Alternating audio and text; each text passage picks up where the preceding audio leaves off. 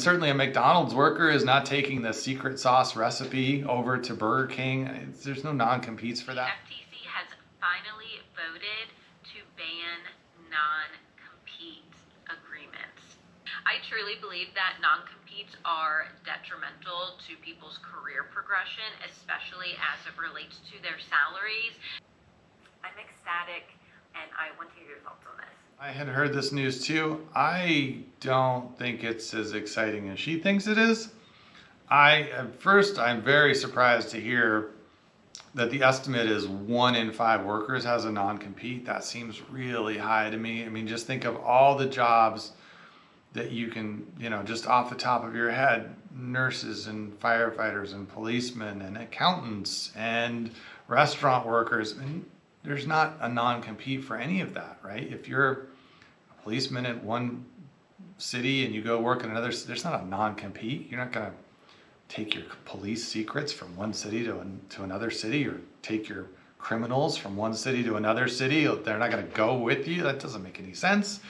And certainly a McDonald's worker is not taking the secret sauce recipe over to Burger King. There's no non-competes for that. So I'm really surprised that the estimate, and this maybe is just because it could be true, but maybe it's wildly off or estimated from bad data. Who knows?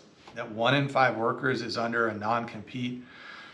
It just seems very surprising to me. But even for those that are, I think the reality is they're getting rid of it largely because it's basically unenforceable anyway. It's very hard to tell someone they can't go work somewhere else or take something they learned at one job and apply it at another job. So I don't think it's this big industry cave-in where they just suddenly decided that they were going to be generous and let people switch jobs. I think they realized it's very difficult to enforce, and there wasn't trying to fight it legally, except in very few cases, didn't make any sense, right? It just wasn't a very practical thing to try and enforce for people. And I don't think a lot of people have been stuck in low-paying, miserable jobs, but because they have a non-compete, they can't go anywhere else.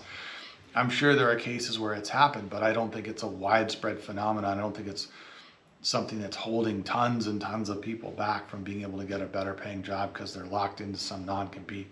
Maybe there's just a lot of data out there that I'm not aware of, but in my own just general experience in life, it just doesn't seem like, I haven't been at any parties where people have been complaining about not being able to switch jobs because they had a non-compete, or it just doesn't seem like it's a top of mind issue.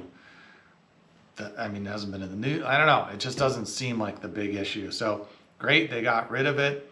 I think it's probably a net benefit, but I don't think it's nearly as exciting and, life-changing as this person seems to think it is. Maybe it was holding her back all these years and she's just extrapolating from her personal experience.